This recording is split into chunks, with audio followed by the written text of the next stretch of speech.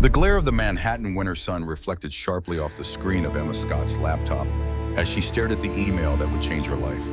Outside her cramped Brooklyn apartment window, the city roared on indifferent to her plight, but inside time stood suspended between poverty and possibility. A commission to paint the portrait of Robert Blackwood, she whispered to the empty room, reading the words again. Payment upon completion of $50,000. Emma ran her fingers through her honey blonde hair, letting the weight of the offer sink in. At 26, her name was beginning to circulate in certain exclusive New York art circles, but this amount would solve everything: the overdue rent, the threatened scholarship cancellation, the mounting credit card debt from art supplies. She clicked on the attached document containing more details about the commission. Robert Blackwood, CEO of Blackwood Technologies, billionaire tech mogul, and notoriously private figure. A man who had revolutionized artificial intelligence before mysteriously retreating from public life 3 years ago. The voice inside her whispered caution. Emma had principles about her art that she never compromised. She painted truth, not flattery. She captured souls, not just faces. Her portraits revealed what lay beneath the carefully constructed personas people presented to the world. It was what made her work exceptional and occasionally unwelcome. "What secrets are you hiding, Mr. Blackwood?" she murmured as she scrolled through the few available photos of him online. Strong jawline, eyes like steel, intense gaze. A face that commanded attention but revealed nothing. She did not yet know that in accepting this commission, she would uncover secrets that powerful people had killed to protect. She could not know that this portrait would not only change her fortunes, but would draw her into a dangerous web of betrayal and desire from which she might never escape. 2 days later, Emma stood before the imposing gates of Blackwood Estate, clutching her portfolio case against the February chill. The 3-hour drive north from the city had taken her deep into Hudson Valley, where old money estates dotted the landscape, but nothing had prepared her for the sheer magnitude of Blackwood's domain. The estate sprawled across what must have been hundreds of acres, iron gates opening to reveal a winding driveway flanked by ancient oaks now bare against the winter sky. At its end stood not the colonial mansion she had expected, but a modern fortress of glass and stone that somehow complemented rather than competed with the natural landscape. Walls of windows reflected the surrounding forest and hills, a statement of both transparency and impenetrability, much like the man she had come to paint. A security guard checked her identification with military precision before waving her forward. As Emma approached the main entrance, her artist's eye noted how the afternoon light played across the architectural angles, creating shadows and highlights that seemed almost deliberately designed to intimidate visitors. The massive front door swung open before she could knock, revealing a woman in her 60s with silver hair pulled into an elegant twist. Her posture was perfect, her gaze assessing but not unkind. "Miss Scott," the woman said with a hint of a southern accent, "I am Mrs. Reynolds, the head of household for Mr. Blackwood. Please come in out of the cold." Emma stepped into a soaring entryway where modern minimalism met old-world luxury. A curved staircase of dark wood and glass dominated one wall, while artwork that belonged in museums hung casually on another. No portraits, she noted immediately, only landscapes and abstract pieces, all exquisite, all museum quality. "Your rooms are prepared," Mrs. Reynolds continued, leading Emma across polished concrete floors. "Mr. Blackwood is occupied with business matters until this evening, but has requested your presence for dinner at 7. That should give you ample time to settle in." "Rooms?" Emma questioned, adjusting her portfolio case. "I was under the impression this would be a day visit to discuss the commission." Mrs. Reynolds paused, turning to regard Emma with a look that mixed amusement with something like pity. "My dear Mr. Blackwood specified that you would be staying on the property for the duration of the commission. Did his assistant not make that clear? The portrait typically takes several weeks to complete." Several weeks. Emma had planned for perhaps 2 or 3 day visits at most. The thought of remaining in this imposing place, isolated from her normal life, sent a flutter of unease through her stomach. "I see," she managed, keeping her voice neutral. "Perhaps we should clarify expectations when I meet Mr. Blackwood." "Perhaps Mrs. Reynolds agreed with a smile that suggested such clarifications rarely went against her employer's wishes. "Now let me show you to your accommodations. Your luggage arrived this morning." Luggage that had been collected from her apartment by Blackwood's staff, Emma realized. He had assumed her acceptance before she had even given it. The presumption should have angered her, but instead it awakened a different feeling, one she wasn't entirely comfortable examining. The guest suite was larger than her entire Brooklyn apartment, with windows overlooking a winter garden and frozen lake beyond. A separate sitting room contained a desk positioned to capture the northern light and a selection of art books that suggested someone had researched her preferences. The bedroom featured a king-size bed with linens that probably cost more than her monthly rent. "The bathroom is through there," Mrs. Reynolds indicated a door. "You'll find everything you need. If anything is missing, simply use the house phone to call the kitchen. Dinner is at 7 in the small dining room." When Mrs. Reynolds departed, Emma immediately began exploring the suite, running her fingers along the custom woodwork, examining the art books, noting the fresh flowers arranged precisely in a crystal vase. Everything spoke of wealth, but also of thought consideration, even for a guest who was essentially an employee. She unpacked her few belongings, feeling increasingly underdressed among such luxury. The single black cocktail dress she had brought seemed woefully inadequate now, but it would have to do for dinner. She had come to paint, not to socialize. Moving to the windows, Emma studied the ground stretching before her. The property extended as far as she could see forest and meadows, a frozen lake with a small island at its center. Beautiful certainly, but also isolated, a place where a man could keep the world firmly at bay. A movement at the edge of the trees caught her attention. A tall figure in a dark coat walking alone along a path that circled the lake. Even at this distance, there was something commanding about his presence, something that drew the eye and held it. Robert Blackwood. Emma watched him move purposefully through his domain and felt a strange anticipation rising within her. This was a man accustomed to power, who wore it as naturally as the expensive coat on his shoulders. She wondered what lay beneath that confident exterior. What secrets, what vulnerabilities, what truths would she discover as she studied him, day after day transferring his essence to canvas? More importantly, would he allow those truths to be revealed? Or would he, like so many powerful men before him, expect only flattery from her brush? At precisely 7 o'clock, Emma made her way downstairs, guided by soft lighting that seemed to anticipate her path. The house was remarkably quiet for its size, with only the occasional sound of distant staff moving efficiently about their duties. The small dining room proved to be an intimate space with a table that could comfortably seat 8, though only 2 places had been set at one end. A fire burned in a stone hearth, warming the room and casting dancing shadows across the polished wood floor. He was standing at the window, his back to her, when she entered. Even before he turned, Emma felt his presence filling the space. Robert Blackwood was not a man who merely occupied a room, he commanded it. "Miss Scott." His voice was deeper than she had expected, with an undercurrent of authority that seemed entirely natural. When he turned to face her, Emma found herself momentarily speechless.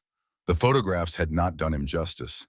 At 42, Robert Blackwood possessed the kind of looks that improved with age. 6'3", with broad shoulders emphasized by an impeccably tailored charcoal suit, his presence was undeniably magnetic. Dark hair silvered at the temples, framed features that might have been carved from granite.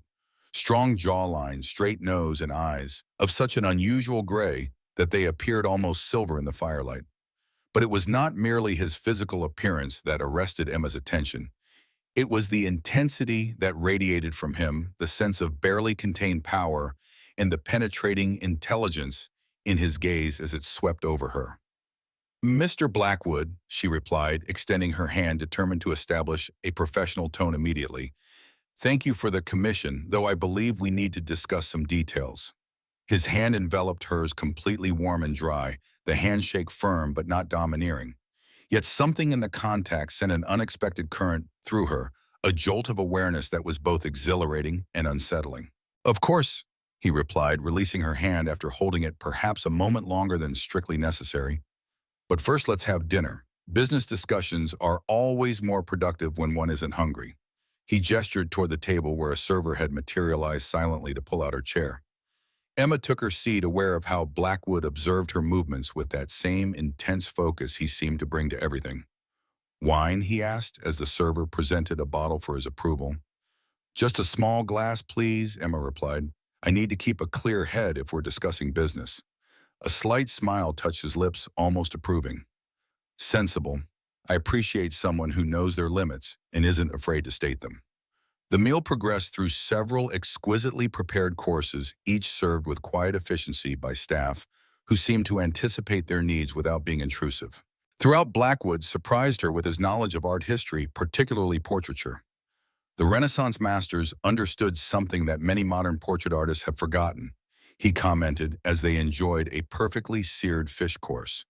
They knew that a true portrait reveals not just appearance, but essence. Not just the face one shows the world, but the soul behind it. Is that what you're looking for, Mr. Blackwood? Emma asked, studying him across the rim of her water glass. Someone to paint your soul. His eyes met hers directly, the gray depths unreadable. I'm looking for truth, Miss Scott. Beautiful or ugly, I want what's real. I've had enough of illusions to last a lifetime. Truth can be uncomfortable, she replied, especially for men in positions of power. They usually prefer a more flattering interpretation. I'm not most men, Blackwood stated simply. It wasn't arrogance, merely a statement of fact, and Emma found she couldn't disagree. As the meal concluded and coffee was served, Blackwood turned the conversation to business. My assistant explained the logistics of your stay. No, Emma said firmly, and that's what we need to discuss. I wasn't prepared for a residential commission of several weeks. My understanding was that this would involve a series of day sessions. Blackwood regarded her over the rim of his coffee cup, his expression unreadable. My schedule doesn't permit regular day visits to the city, Miss Scott, and the commission fee reflects the expectation of your full attention and time. I believe $50,000 adequately compensates for the inconvenience. It's not about the money, Emma began, then stopped herself. It was partly about the money, of course. That sum would solve all her immediate financial problems and give her breathing room to pursue her art on her own terms for months afterward. What is it about, then? He pressed, leaning forward slightly. What concerns you about staying here? The intensity of his gaze made it difficult to organize her thoughts. I have a process, Mr. Blackwood. I need space and independence to create. I'm not comfortable with arrangements that feel controlled. Controlled, he repeated the word as if tasting it. An interesting choice. Tell me, do you feel controlled now? I feel, Emma paused, searching for the right words. I feel as though you've made assumptions about my availability and flexibility without consulting me. That doesn't start our professional relationship on the right foot. To her surprise, Blackwood smiled, a genuine expression that transformed his severe features and made him appear suddenly more human, more approachable. Fair criticism. I apologize for the presumption. He leaned back in his chair, studying her with what seemed like newfound respect. Perhaps we can compromise. Stay for 1 week. If after that time you feel the arrangement is untenable, we'll adjust. The commission fee remains the same regardless. It was a reasonable offer, more than reasonable, really, and Emma found herself curious about this enigmatic man, about the truth she might uncover beneath the controlled exterior. 1 week, she agreed, and we start tomorrow morning. Excellent. 9 o'clock in the Grand Hall. It has the best natural light. He rose from his chair, signaling the end of dinner. Miss Reynolds will show you back to your rooms. Is there anything else you require this evening? No, thank you, Emma replied, standing as well. Just some time to prepare mentally for tomorrow. Of course. He stepped closer, not invading her space, but close enough that she could detect the subtle scent of his cologne, something woody and masculine. I look forward to seeing how you work, Miss Scott. The beginning of a portrait is always the most revealing part, don't you think? When artist and subject are still discovering each other. There was something in his tone that suggested he wasn't speaking only of artistic discovery, and Emma felt heat rise to her cheeks. Good night, Mr. Blackwood, she said, maintaining her professional demeanor despite the sudden racing of her pulse. Good night, Miss Scott. Until tomorrow. Back in her suite, Emma tried to process the encounter. Robert Blackwood was not what she had expected. The cold, calculating businessman she had anticipated was certainly present in his commanding presence and penetrating gaze. But there had been something else as well. A depth, a complexity, perhaps even vulnerability beneath the controlled exterior. She opened her sketchbook and began making preliminary studies, from memory capturing the sharp angle of his jaw, the intensity of his eyes, the precise way he held himself. Her charcoal moved swiftly across the paper as she tried to capture not just his appearance, but the essence of the man she had just met. What secrets was Robert Blackwood hiding? What truths would emerge as she studied him day after day?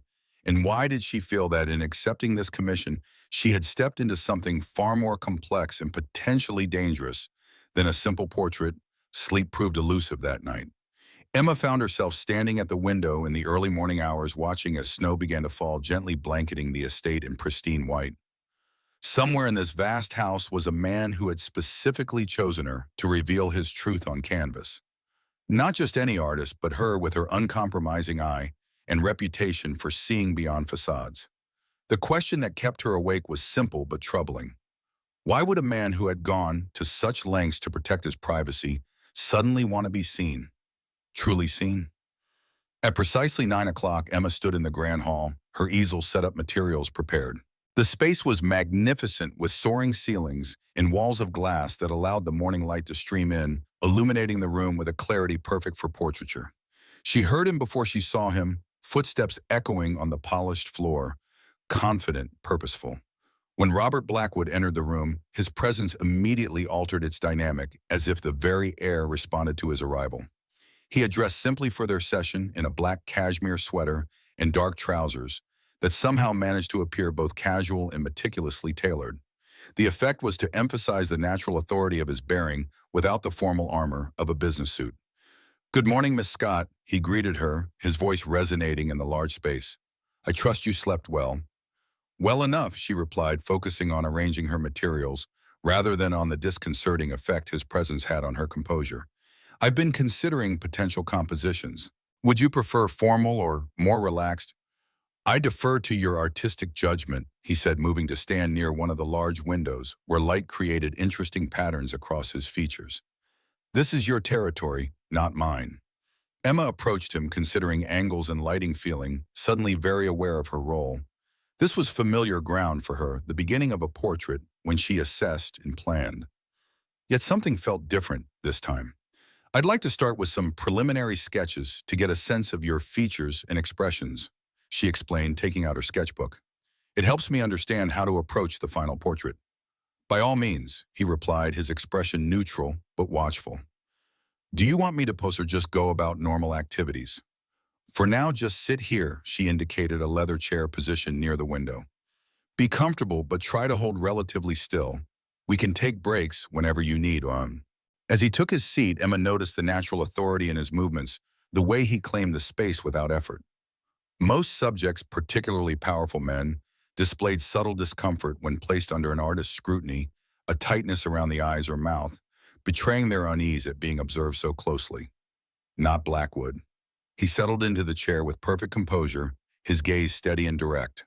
This was a man accustomed to being watched, to being the center of attention, and entirely comfortable with scrutiny. Emma began to sketch, working quickly to capture the essential structure of his face before moving to more detailed studies. She found herself drawn to his eyes, particularly the way light revealed subtle variations of gray, from almost silver to deeper charcoal tones. "You've studied my previous work," she commented as she worked, not looking up from her sketchbook. "Thoroughly," he confirmed.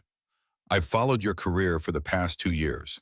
This admission surprised her enough that she paused, glancing up to find him watching her with that same intense focus. "2 years? I was hardly established 2 years ago." A slight smile touched his lips. "I make it my business to recognize exceptional talent before others do, Miss Scott. It's served me well in technology and in art." "And what did you see in my work that interested you, ma'am?" she asked, returning to her sketching. "Honesty," he replied without hesitation. "Your portraits reveal what most artists hide or soften. You don't flatter your subjects, you illuminate them, flaws and all." Emma continued working her charcoal, moving swiftly across the paper. "Not everyone appreciates that kind of honesty, Mr. Blackwood."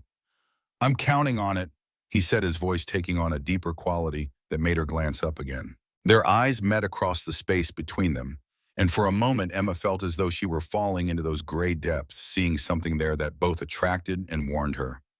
This was not just about art. There was something more at stake here, something she didn't yet understand. "Look down, please," she instructed, breaking the moment. "I need to capture the angle of your jawline." He complied without comment, and they continued in silence for some time, the only sounds the scratch of charcoal on paper and the occasional distant noise of staff somewhere in the vast house. After an hour, Emma set down her sketchbook, satisfied with the preliminary work. "I'd like to take a break and review these, if you don't mind." "Of course." Blackwood rose, stretching subtly. "May I see?" It was a common request from subjects, one that Emma usually deflected until she had more substantial work to show. But something made her hand the sketchbook to him, watching carefully for his reaction. Blackwood studied the drawings, his expression revealing nothing at first. Then slowly a look of genuine interest crossed his features as he examined page after page of studies, focusing on different aspects of his face and bearing. "You see more than most," he commented, finally looking up to meet her gaze. "It's my job to see," Emma replied. "What do you see when you look at me, Miss Scott?" The question was direct, challenging almost. Emma considered her response, aware that her answer mattered more than it should in a professional context. "I see someone who maintains tight control," she said honestly. "Someone who reveals only what he chooses to reveal.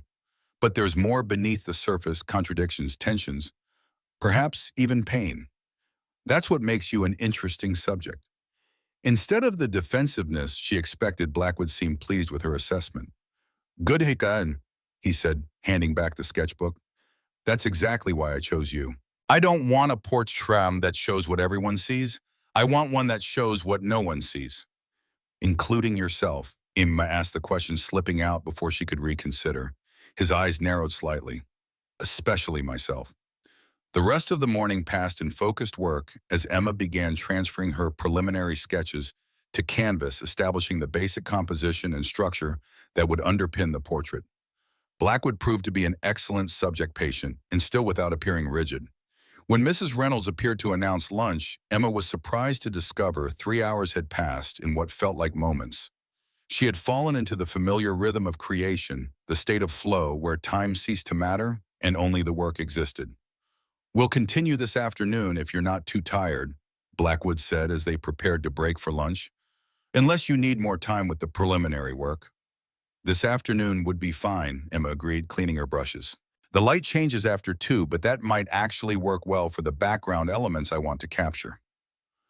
Lunch was served on a terrace, enclosed in glass, where snow continued to fall outside, creating the illusion of dining within a winter snow globe. The meal was lighter than dinner had been, a perfectly prepared soup and artisanal bread, but the conversation turned unexpectedly personal. "Tell me about your approach to portraiture," Blackwood requested as they ate. "What are you looking for when you study a subject?" Emma considered the question. "I'm looking for the moment when the mask slips. Everyone has one, the face they present to the world. My job is to see beyond it, to capture what's underneath. And if the subject doesn't want what's underneath to be seen," his eyes met hers over the rim of his water glass, "then they should hire a photographer, not a portrait artist," Emma replied evenly. "Or at least not me." A smile touched his lips briefly. "Fair enough. And yet here we are." "Yes," she acknowledged, studying him. "Here we are. Which makes me wonder what you're really looking for, Mr. Blackwood." He set down his glass, regarding her with that penetrating gaze that seemed to see through pretense. "The truth," he said simply. "Even if it's not pretty, even if it's not what I expect to see. Perhaps especially then." "Most people who say they want the truth don't actually mean it," Emma observed. "I'm not most people, Miss Scott." He stated it as fact, not boast. "I built my fortune on seeing reality clearly when others saw only what they wished to see. I have no use for comfortable illusions." The afternoon session progressed well, with Emma establishing the underpainting that would serve as the foundation for the portrait.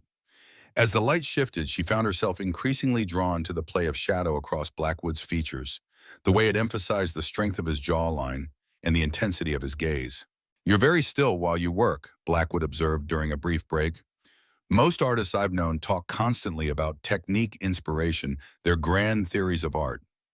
Emma smiled slightly, wiping a smudge of paint from her fingers. "I find that words can interfere with seeing. When I'm talking, I'm thinking about what to say next, not fully observing what's in front of me." She met his gaze directly, her professional confidence allowing her to hold those gray eyes without flinching.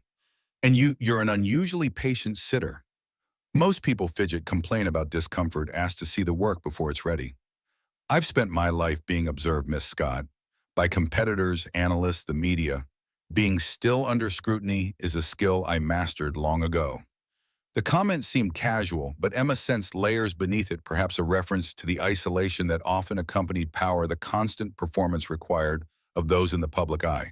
She found herself wondering about the man behind the composed exterior, the private self that existed when no one was watching. Your work shows that you understand the weight of observation. Blackwood continued, his voice taking on a more personal tone. Your portraits reveal empathy. You see people as they are, not merely as they present themselves. It was a perceptive comment about her artistic approach, and for a moment Emma was caught off guard by his insight. Thank you, she replied simply, unsure how to respond to praise that felt somehow more intimate than professional appreciation. As the afternoon light began to fade, making further work impossible, Emma finally set down her brushes, rolling her shoulders to ease the tension that had built there. I think that's enough for today, she said, becoming aware of how many hours had passed in what had felt like moments. The lights changing, too much to continue. Blackwood rose from the chair with a fluid grace that belied how long he had been sitting. May I? He asked, gesturing toward the canvas. It was a reasonable request from a client, yet Emma felt an uncharacteristic reluctance to share this early stage of the work. Her hesitation must have been visible because Blackwood added, I promise not to offer amateur critiques or suggestions. I'm simply curious about how you see me. Put that way, she could hardly refuse. She stepped aside, allowing him to move before the easel and study the day's work. His expression remained impassive as he examined the canvas, and Emma found herself holding her breath, inexplicably anxious about his reaction.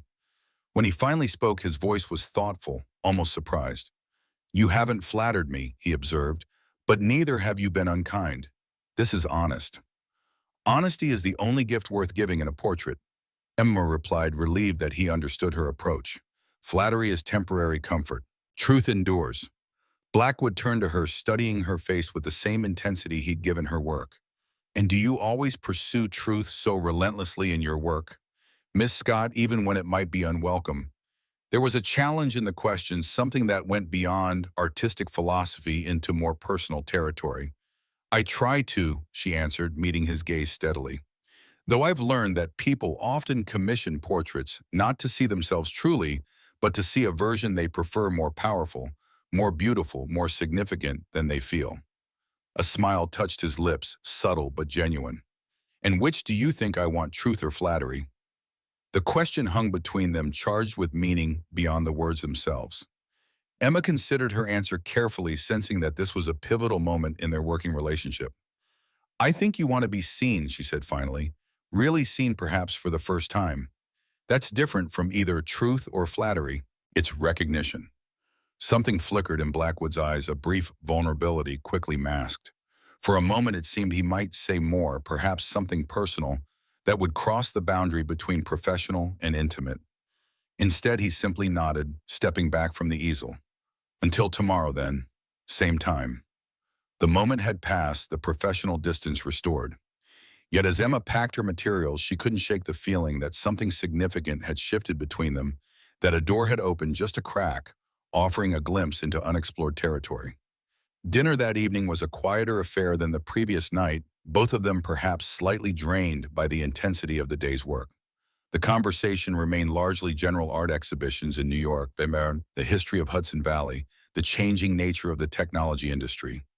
Yet beneath the polite exchange, Emma sensed currents of unspoken thoughts, questions, held back observations not shared. It was only as they were finishing dessert, a perfect creme brulee, that she complimented sincerely, that Blackwood returned to more personal ground. You mentioned yesterday that you studied at the Art Institute. What drew you to portraiture specifically? It's a challenging specialization in today's art world. The question was professional enough, yet something in his tone suggested he was seeking insight into her, not just her career choices.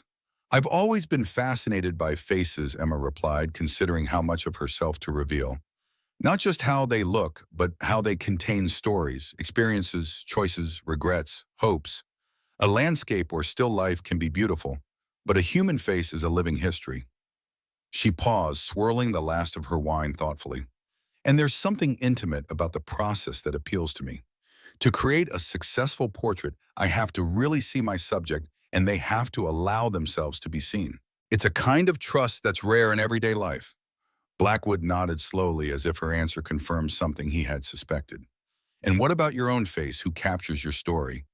There was a personal quality to the question that might have seemed intrusive from someone else, but his genuine interest made it feel like natural curiosity rather than prying. No one currently, Emma answered with a small smile. The classic case of the cobbler's children having no shoes, I suppose. She hesitated, then added more honestly, though I did sit for a fellow student once at the Institute, it was uncomfortable being on the other side of the easel, more revealing than I had expected. Blackwood's expression showed interest rather than surprise. Because you're accustomed to being the observer, not the observed, he suggested. It requires a different kind of vulnerability. The insight was perceptive, demonstrating an understanding of artistic dynamics that she hadn't expected from a businessman. Yes, exactly, she agreed. There's power in observation and being the one who interprets, rather than the one interpreted. The conversation might have continued in this promising direction had Mrs. Reynolds not entered to clear the dessert plates, her presence a gentle reminder of the late hour. As if suddenly aware of how personal their discussion had become, Blackwood straightened slightly, his manner becoming more formal. You must be tired after today's work, he said, rising from his chair. I won't keep you any longer. The abrupt shift in tone was subtle but unmistakable, a drawing back, a reinstatement of the professional boundary that had momentarily blurred. Emma felt a pang of disappointment but nodded, accepting the cue with grace. Yes, it's been a long day. Thank you for dinner. He escorted her to the staircase as he had the previous night, maintaining a careful distance that hadn't been there during their dinner conversation. Good night, Miss Scott, he said with formal courtesy that seemed both natural and practiced. Good night, Mr. Blackwood. Alone in her suite, Emma found sleep elusive despite her physical tiredness. She stood at the window watching the moonlight silver the snow-covered gardens below, trying to make sense of the complex man she was attempting to capture on canvas. Robert Blackwood was a study in contradictions, formal, yet capable of unexpected warmth, a reserved yet intensely observant, controlled, yet hinting at depths of feeling beneath the composed surface. As an artist, she found him fascinating. As a woman, increasingly intriguing in ways that complicated her professional focus. Turning from the window, she retrieved her sketchbook and began to draw from memory. His hands resting on the chair arms, the line of his jaw, the particular quality of concentration in his eyes as he looked at her work. The sketches were more personal than the day's studies, capturing impressions rather than precise details. When she finally set the sketchbook aside and prepared for bed, Emma acknowledged to herself that this commission had already become something more complex than a straightforward professional engagement. The question was whether that complexity would enhance or compromise the portrait she was here to create, and what it might mean for her own carefully maintained boundaries. The days fell into a rhythm. Mornings and early afternoons devoted to work on the portrait. Later afternoons spent exploring the estate's extensive grounds or reading in its magnificent library. Evenings sharing dinner with Blackwood, where their conversations gradually ventured into increasingly personal territory. The portrait itself was progressing well. After completing detailed preliminary studies, Emma had moved on to the actual painting, working in oils on a large canvas that would capture Blackwood seated in the grand hall light from the tall windows illuminating one side of his face while leaving the other in suggestive shadow. It was a compositional choice that reflected her evolving understanding of her subject, a man who existed in both light and shadow, revealing and concealing aspects of himself with careful deliberation. By the end of the first week, Emma had established the basic structure of the painting and was beginning the detailed work that would bring it to life. She worked with focused intensity, her awareness of Blackwood as a man temporarily suspended as she concentrated on him as a subject. Yet occasionally she would look up to find him watching her with an expression that wasn't merely the passive patience of a sitter, but something more engaged, more personal, as if he found her process as fascinating as she found his features. These moments created a strange intimacy between them, a wordless exchange that sometimes felt more revealing than their dinner conversations. Today, as the afternoon light began to fade, making further work impossible, Emma set down her brushes with a sigh of satisfaction. We're making good progress, she said, stepping back to assess the day's work. The foundation is solid. Tomorrow I can start developing the subtleties. You make it look effortless, Blackwood observed, rising from the chair and stretching subtly to ease muscles held still for hours. but I can see the concentration it requires, the way you forget everything else when you're working. He moved to stand beside her, studying the emerging portrait with genuine interest. It's a rare quality, that ability to focus so completely. Emma was acutely aware of his proximity, the slight scent of his cologne, something woody and subtle, and the height difference between them that required her to tilt her head back to meet his eyes. "It's necessary for good work," she replied, trying to maintain a professional tone despite the sudden acceleration of her pulse. "Divided attention produces mediocre results." Blackwood's mouth curved in a slight smile that transformed his serious features, a philosophy that applies well beyond art.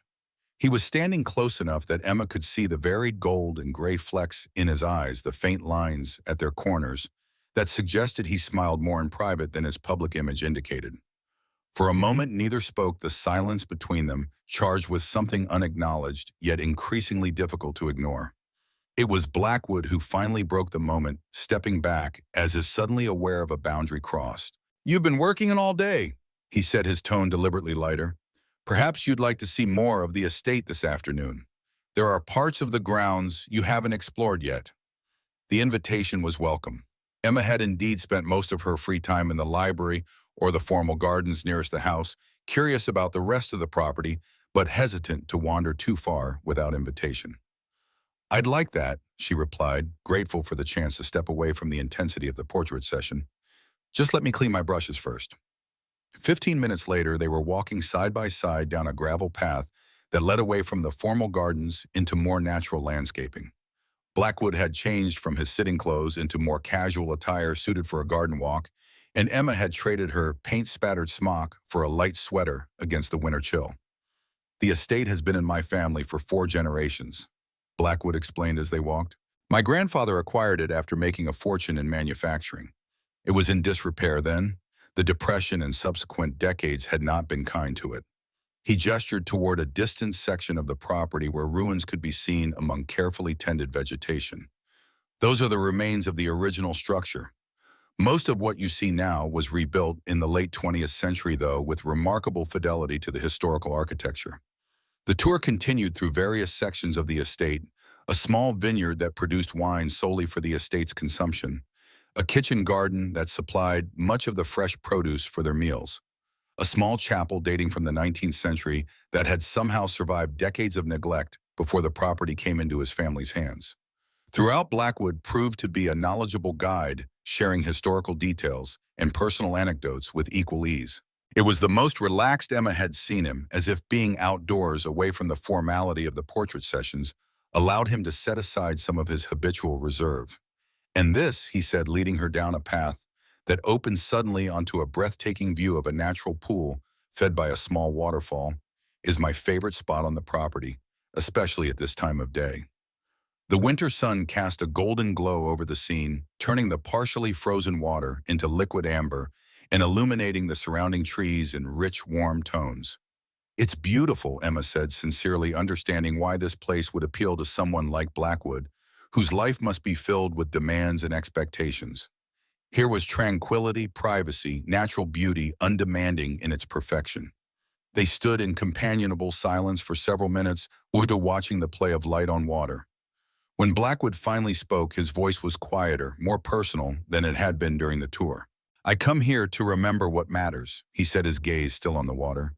"In business, it's easy to become consumed by competition strategy, the next acquisition, or innovation. This place reminds me that there are older, deeper rhythms in the world."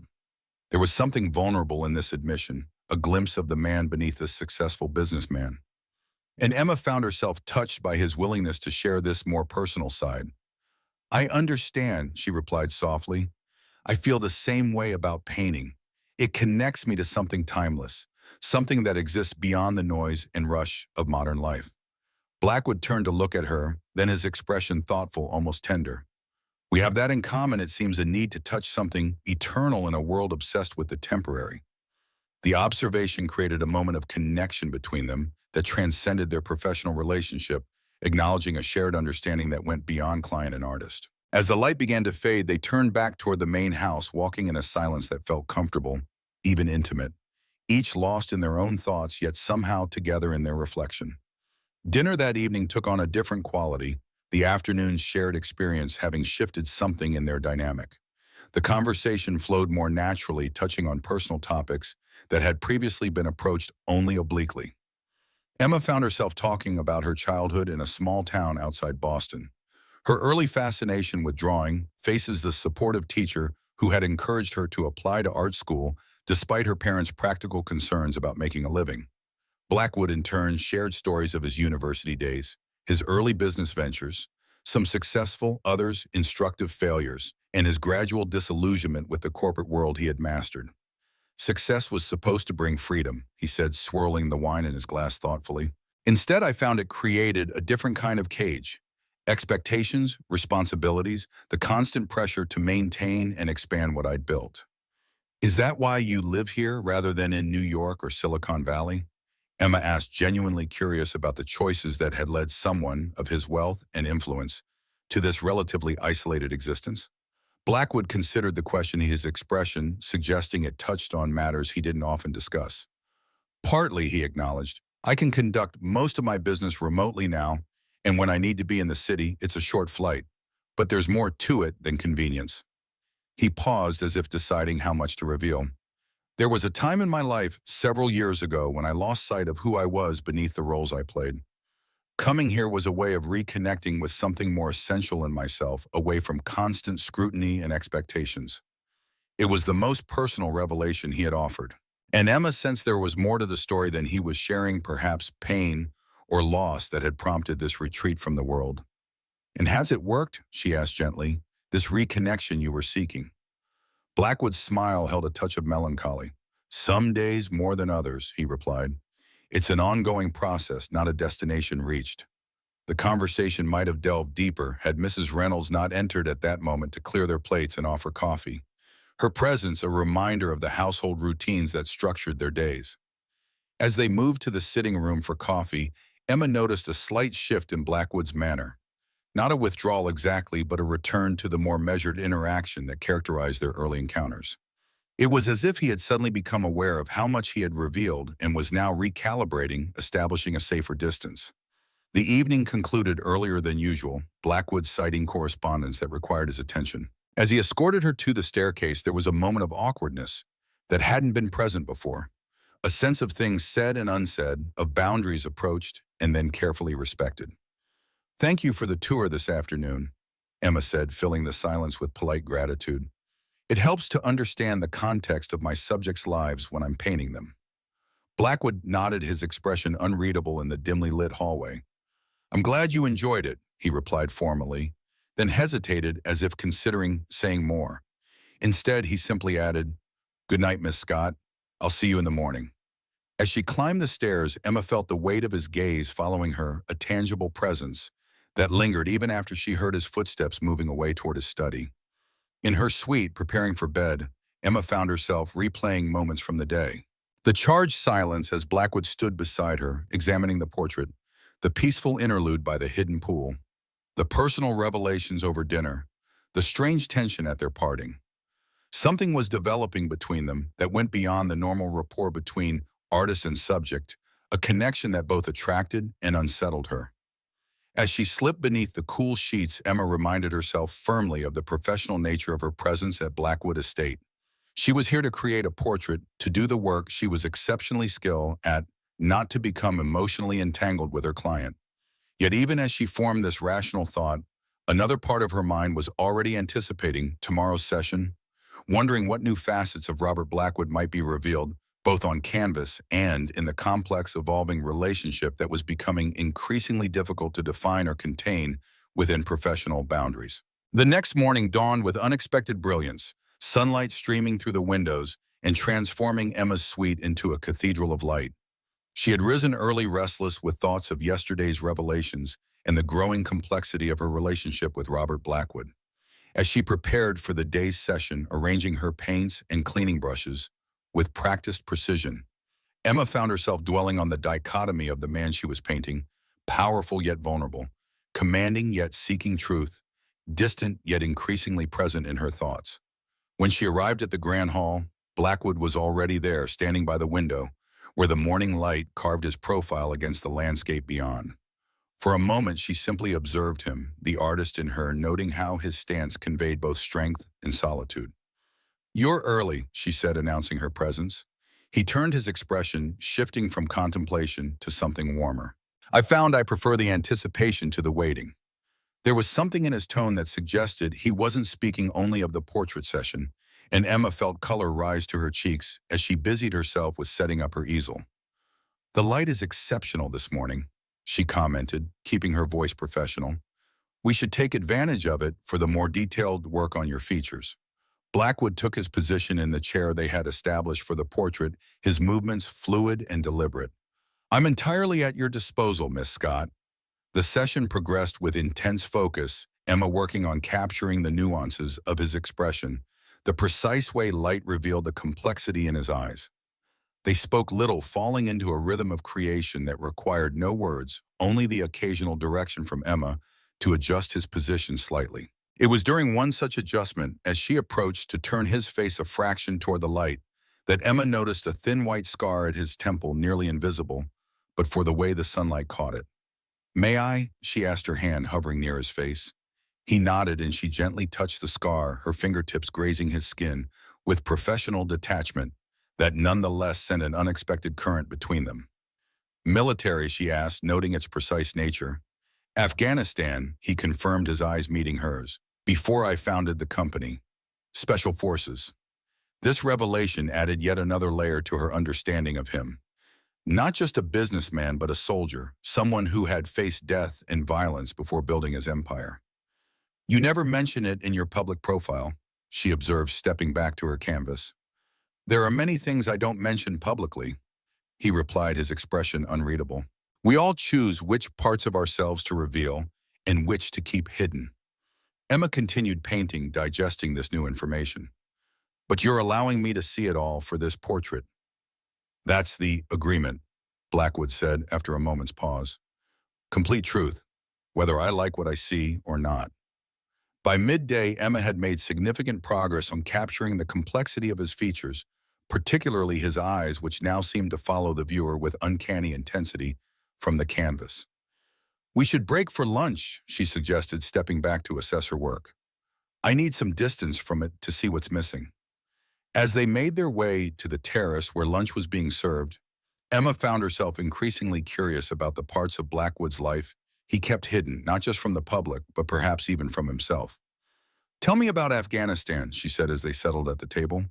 For a moment, she thought he might deflect his expression, closing slightly. But then he surprised her. "I was 26, idealistic, in the way that only someone from a privileged background who chooses hardship can be," he began, his voice measured. "I believed in the mission in protecting the innocent in all of it. Reality proved more complicated." "It usually does," Emma offered, watching him carefully. "My unit was tasked with intelligence gathering in remote villages. We were good at it. Too good, perhaps." He paused, his gaze distant. "There was an incident. Civilians were killed. Not by my hand, but I was there. I couldn't stop it." The admission hung between them, heavy with unspoken details. "Is that why you left the service?" Emma asked gently. Blackwood's focus returned to her, his eyes now sharp with recollection.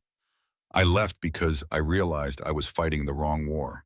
The real battles that determine the fate of nations aren't fought with bullets, but with information-influence power. I decided to redirect my skills."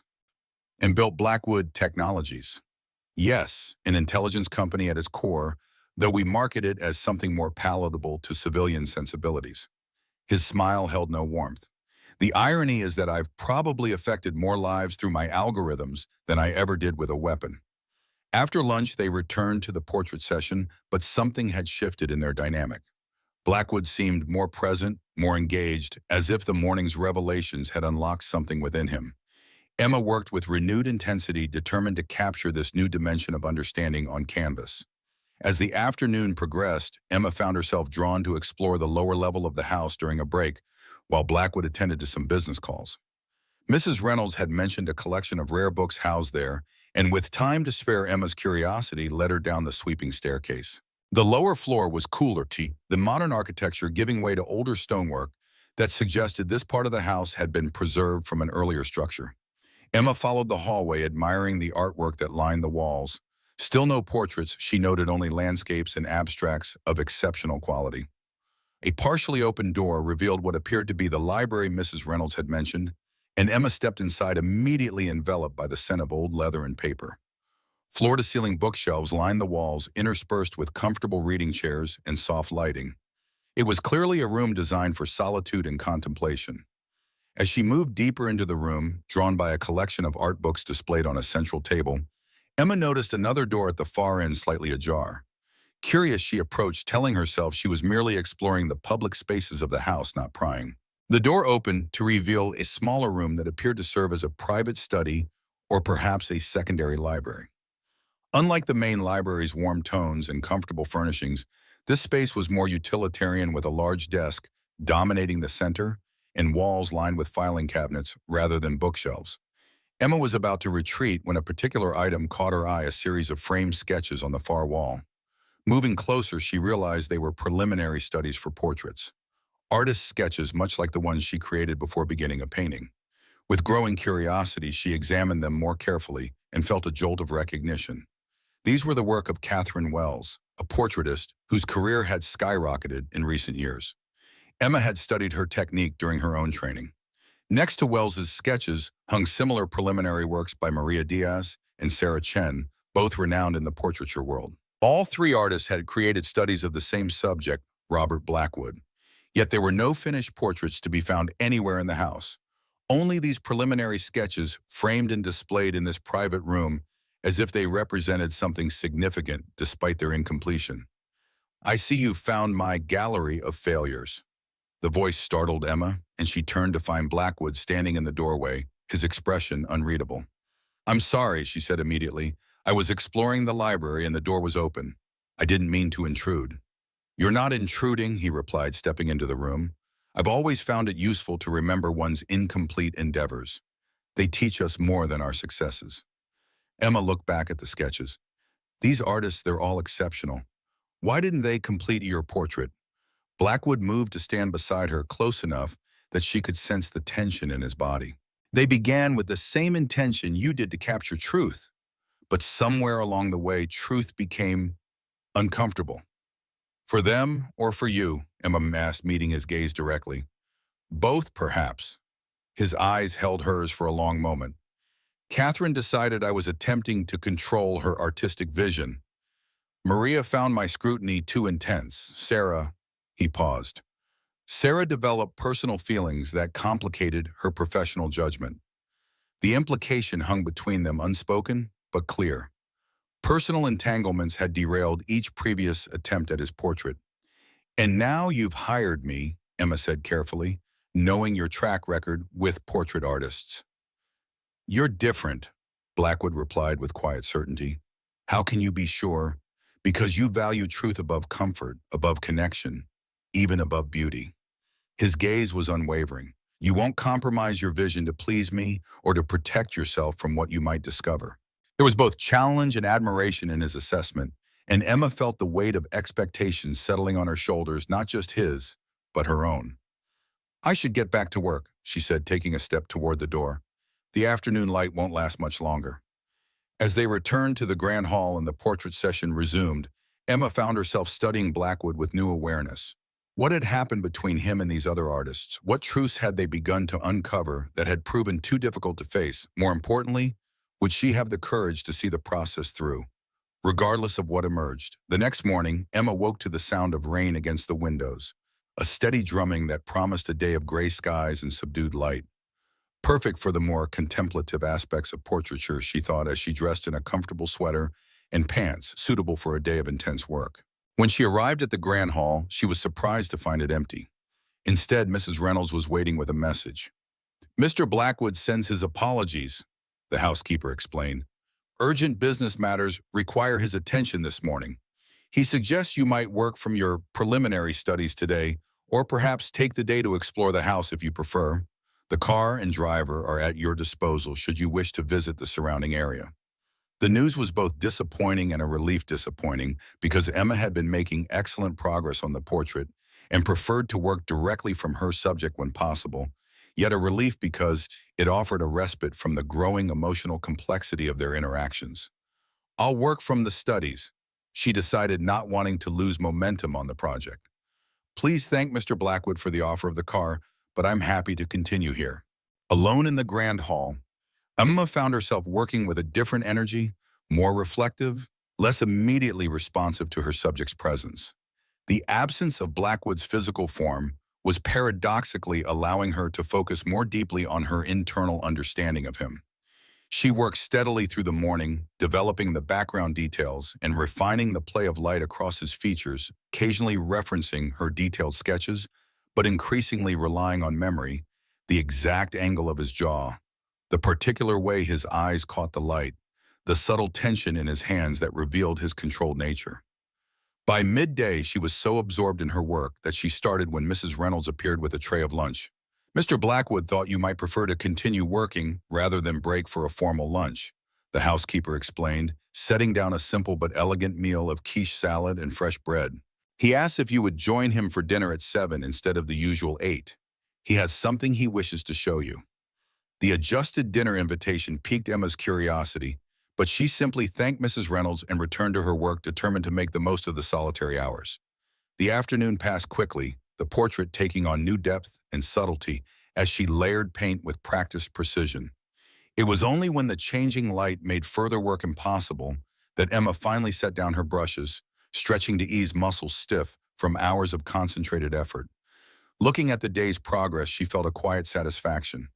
The portrait was capturing not just Blackwood's physical likeness, but something of his essence, the complexity and contradiction that made him such a compelling subject.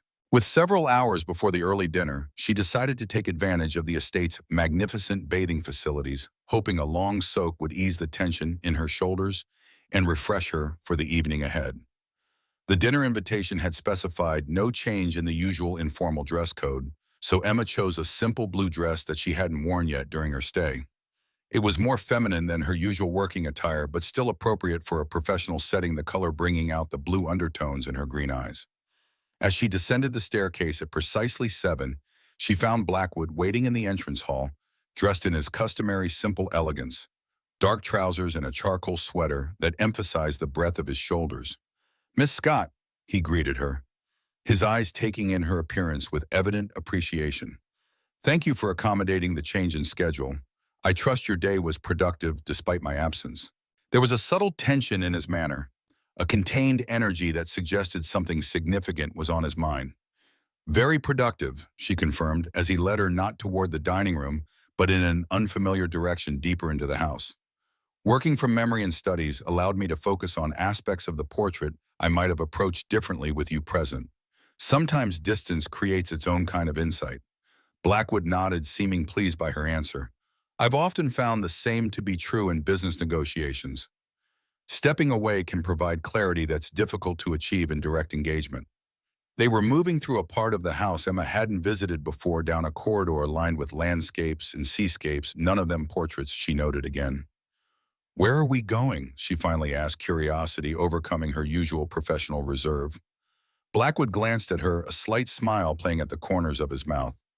"Patience, Miss Scott.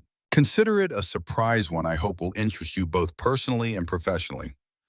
They stopped finally before a heavy oak door that looked older than the surrounding architecture, suggesting it had been preserved from an earlier iteration of the house.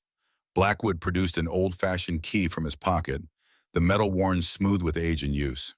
"Few people have seen what I'm about to show you," he said, his tone serious despite the hint of anticipation in his eyes. "It's not something I share readily, but given your artistic focus in our conversations of late, I thought you might appreciate it." He unlocked the door and pushed it open, gesturing for her to precede him into the space beyond. Stepping through the doorway, Emma found herself in a room unlike any other in the house, a perfectly preserved 19th century salon illuminated by dozens of candles that must have been lit just before their arrival. But what took her breath away were the walls. Every available space was covered with portraits, at least 30 of them, ranging from formal compositions to intimate studies, all of exceptional quality and spanning various historical periods. "My family's collection," Blackwood explained, closing the door behind them and moving to stand beside her. begun by my grandfather and continued by each generation since. Some were commissioned, others acquired. All were selected for their artistic merit rather than the status of their subject. Emma moved slowly through the room, utterly captivated by what she was seeing. There were works by recognized masters alongside paintings by artists she'd never encountered, each portrait revealing a distinct perspective on the human face and form. "This is extraordinary," she breathed, stopping before a particularly striking portrait of a young woman whose direct gaze seemed to challenge the viewer across centuries. "Why keep them hidden away like this? This collection belongs in a museum where it could be appreciated by everyone." Blackwood's expression was difficult to read as he watched her taking in the collection. "Perhaps someday it will be," he acknowledged, "but for now I prefer to keep some things private. The world takes so much from those of us in the public eye. These portraits are something I can keep for myself to enjoy without explanation or justification to others." There was something in his tone, a hint of past hurt or disappointment that suggested personal history behind this desire for privacy. Moving further into the room, Emma noticed something she had initially overlooked, a section of wall where several empty frames hung clearly waiting for future acquisitions, and beside them a single occupied frame that immediately caught her attention. Unlike the other portraits which depicted strangers from various historical periods, this one showed a face she recognized from photographs in Blackwood's study. A woman in her 60s, beautiful in an understated way, with the same gray eyes that Blackwood possessed. "My mother," Blackwood confirmed, noting the direction of her gaze, "painted a year before her death." He moved to stand before the portrait, his expression softening as he regarded it. "She was the one who taught me to appreciate art, to see beyond technique, to the humanity it captures." Emma joined him, studying the portrait with professional appreciation and personal interest. It was exquisitely executed, capturing not just the woman's physical beauty, but a quality of gentle wisdom in her expression. "She was lovely," Emma said softly. "The artist captured her kindness." Blackwood nodded, a barely perceptible movement. Yes, it was important to her. Kindness in a world that often rewards its opposite. There was something deeply personal in this simple statement, a value inherited perhaps and still honored, despite the hardening experiences that success and power must have brought. A soft chime sounded from somewhere in the house, and Blackwood seemed to rouse himself from private thoughts. "That would be dinner," he said, his tone lightening. "I thought we might dine here tonight among the portraits. Mrs. Reynolds has arranged a simple meal that won't risk damage to the artwork." Indeed, Emma now noticed a small table set for two in a corner of the room, positioned so that they would be surrounded by the remarkable collection while they ate. It was a thoughtful arrangement, allowing her to continue absorbing the artwork throughout their meal, and she was touched by the consideration it showed for her professional interests. As they moved toward the table, Blackwood lightly touched her elbow to guide her. A small gesture, but one that sent an unexpected warmth through her, a physical awareness that complicated her appreciation of the intellectual and aesthetic connection they were sharing. Dinner was indeed simple but perfect, a regional specialty of herb-roasted lamb, seasonal vegetables, and a local wine that complemented the meal beautifully. Their conversation flowed easily, focusing initially on the portrait collection, with Blackwood sharing stories about particular acquisitions and Emma offering professional observations about techniques and stylistic innovations. As the meal progressed, however, the discussion turned more personal, perhaps influenced by the intimate setting and the candles that cast a warm, flickering light over their faces. "You mentioned yesterday that you retreated here to reconnect with something essential in yourself," Emma said, picking up a thread from their previous conversation. "Did it help being surrounded by these portraits of strangers? Or was it your mother's portrait specifically that provided that connection?" Blackwood considered the question seriously, his eyes moving to the portrait of his mother before returning to Emma's face. "Both in different ways," he replied thoughtfully. "My mother's portrait reminds me of values I was in danger of forgetting. Kindness, yes, but also authenticity. The courage to be vulnerable rather than merely strong." He gestured toward the other portraits surrounding them. "And these remind me of the continuity of human experience, that my struggles and questions are not unique to me or my time, that others have faced similar challenges across centuries." He paused, swirling the wine in his glass before adding, "There's comfort in that perspective, a release from the solipsism that success can breed the illusion that one's own concerns are somehow more significant than those of others."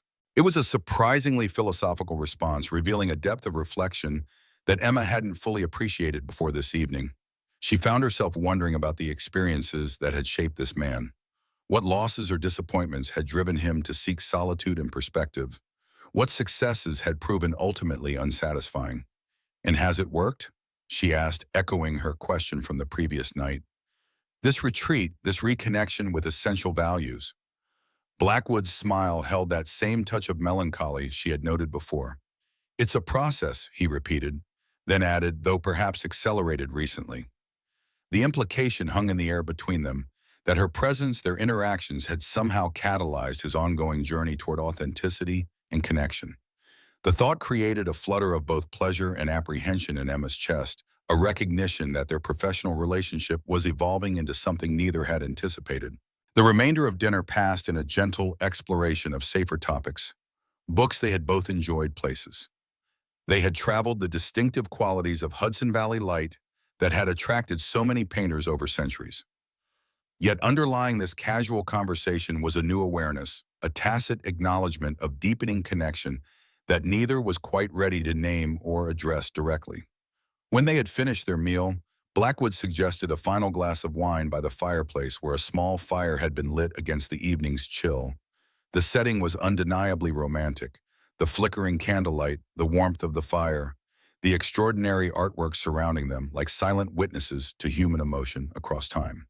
Sitting closer than propriety might strictly dictate, they fell into a comfortable silence, each lost in private thoughts, yet acutely aware of the other's presence. "There's something I've been wanting to ask you," Blackwood said finally, his voice quiet in the hushed room, "but I've hesitated, concerned it might seem inappropriate given our professional arrangement." Emma felt her pulse quicken, unsure what question might require such a preamble. "You can ask," she said simply, meeting his gaze with what she hoped was professional composure despite the flutter of anticipation in her stomach. Blackwood studied her face for a long moment before continuing, as if searching for something in her expression. "Your work reveals such insight into others, such empathy and understanding, yet I sense there's a part of yourself you keep carefully guarded, a story you don't share easily." The observation was perceptive and unexpected, touching on aspects of herself that Emma indeed kept private, especially in professional contexts. "We all have parts of ourselves we protect," she replied cautiously, unsure how much of herself she was willing to reveal, despite the intimacy of the setting and the connection that had been building between them. "Especially those of us who spend our lives observing others. It becomes a habit, watching rather than being watched, understanding rather than being understood." Blackwood nodded, accepting her deflection without pressing further. "A professional hazard, perhaps," he conceded, then added, with surprising gentleness, "but sometimes a hazard to personal happiness as well."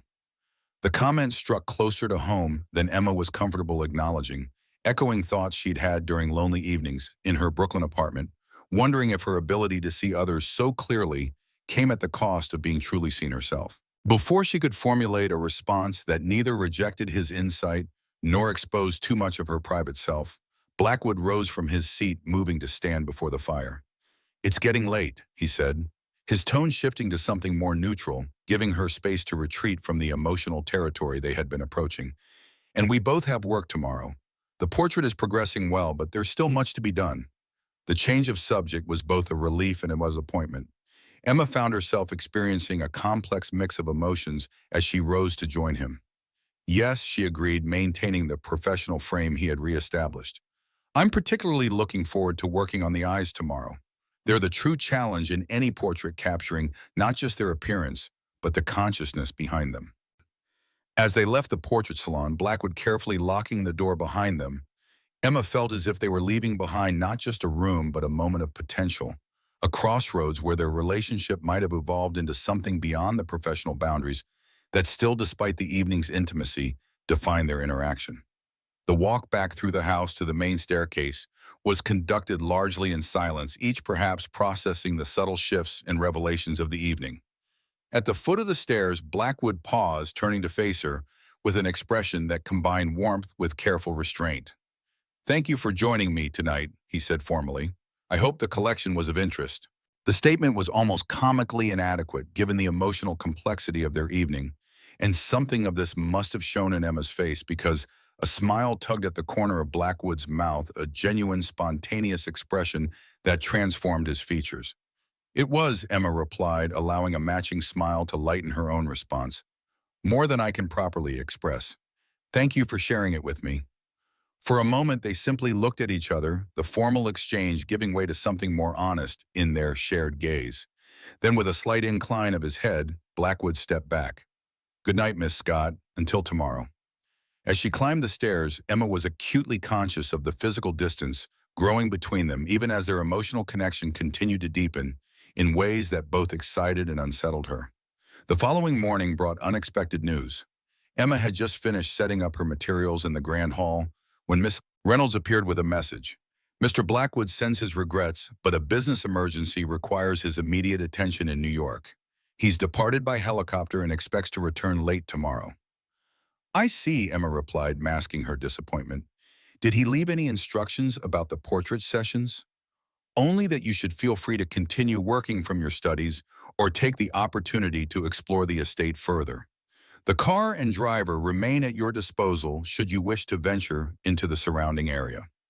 Emma decided to use the time to refine the background elements of the portrait areas that didn't require Blackwood's presence. Working alone in the vast space, she found her mind returning repeatedly to the portrait salon and their conversation the previous evening. There had been something powerfully intimate about that space, about Blackwood's willingness to share it with her, a gesture that seemed to transcend normal client-artist relations. By mid-afternoon, Emma needed a break from the technical challenges of painting architecture and light.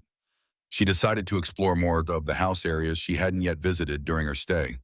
The east wing, she recalled Mrs. Reynolds mentioning, contained Blackwood's private quarters and his home office spaces that were off-limits without his presence. But the west wing housed guest suites similar to her own, along with various recreation areas. As she wandered through the tastefully appointed corridors, Emma found herself drawn to a partially open door from which drifted the distinctive smell of chlorine. Peering inside, she discovered an indoor pool housed in a glass-walled extension with breathtaking views of the winter landscape. The space was deserted, the water still and inviting. Returning to her suite to change into the swimsuit she'd thankfully packed, Emma spent a peaceful hour swimming laps, letting the rhythmic motion clear her mind of the complex emotions that had been building over the past days. The physical exertion was precisely what she needed, a reminder of her body's strength and capabilities apart from the intense mental focus required by portraiture. Refreshed and relaxed, she returned to her exploration of the house, discovering a small cinema, a well-equipped gym, and a music room with instruments that showed signs of regular use, including a grand piano, with sheet music still open on the stand. Emma wondered if Blackwood played, adding another layer to her evolving understanding of this complex man. As evening approached, Emma dined alone in the smaller breakfast room, finding the formal dining room too imposing without Blackwood's presence. Miss Reynolds had arranged for a simple but elegant meal, and Emma found herself surprisingly content with her own company after days of intense interaction. After dinner, drawn by curiosity and professional interest, she made her way back to the locked portrait salon, knowing she wouldn't be able to enter without Blackwood's key, but wanting to revisit the space in her mind. Standing before the heavy oak door, she ran her fingers over the aged wood, thinking about the treasures hidden behind it and what they revealed about their owner. "Trying to break in?" a voice asked from behind her, causing Emma to startle and turn sharply. A man stood at the end of the corridor, watching her with evident amusement. Tall, athletically built, and impeccably dressed in a tailored suit, despite the late hour, he appeared to be in his late 30s, with features that were classically handsome in a way that seemed almost calculated. "I'm sorry, I didn't mean to frighten you," he said, moving forward with a smooth confidence. "You must be the artist. I'm James Reed Roberts, VP of Operations." He extended his hand and Emma took it, noting his firm grip and the way his eyes assessed her with undisguised interest. Unlike Robert's direct gaze, which seemed to look beneath surfaces, Reed's examination felt invasive, as if he were cataloging her market value. "Emma Scott," she replied, withdrawing her hand, perhaps a bit more quickly than politeness dictated. There was something about Reed that put her on edge, a quality of performance rather than authenticity that her artist's eye detected immediately. "I was just admiring the architecture. This part of the house seems older than the rest." "It is," Reed confirmed, glancing at the door behind her. "Has Robert shown you his precious collection, then? The famous Blackwood portrait gallery that no one is allowed to see?"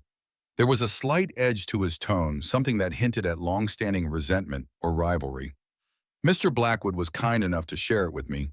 Yes, Emma answered neutrally, unwilling to feed whatever agenda might lie behind Reed's questioning. Reed's eyebrows rose slightly. How interesting. Robert must find you quite special. He guards that room jealously, even from those of us who've worked with him for years. The implication was clear, and Emma felt herself bristling at the suggestion that the privilege had been granted for reasons other than professional respect. Mr. Blackwood values art and understands that seeing masterworks is essential to an artist's development, she replied coolly. Now, if you'll excuse me, I have an early start tomorrow. She took a step to move past him, but Reed shifted subtly, his arm casually blocking her path as he leaned against the wall. The move was calculated to appear casual, while effectively trapping her in the narrow corridor. Tell me, Miss Scott, how is the portrait progressing? His tone was conversational, but his eyes were sharp with something that made Emma instinctively wary. Robert's previous attempts never quite reached completion. A pattern of unfinished business, you might say. My professional arrangements with Mr. Blackwood are between him and me, Emma said firmly, standing her ground despite her discomfort. I don't discuss my work with others without his permission. Reed laughed softly, a sound devoid of genuine humor. Very loyal. But a word of advice, Miss Scott, don't mistake Robert's interest in your artistry for interest in you. The previous painters made that error to their professional detriment. Emma met his gaze directly, refusing to be intimidated. Thank you for your concern, Mr. Reed, but my relationship with Mr. Blackwood is strictly professional, as were his relationships with any previous artists he employed. Of course, Reed's smile didn't reach his eyes. I only mention it because Robert has a pattern of becoming intensely involved with talented individuals only to discard them when they no longer serve his purpose. Just ask the three who came before you. With that parting remark, he straightened and stepped aside with exaggerated courtesy. Pleasant dreams, Miss Scott. As Emma walked past, she felt Reed's eyes following her, a sensation entirely different from the awareness she felt under Robert's gaze. One felt like being seen. This felt like being tracked. Back in her suite, Emma found sleep elusive.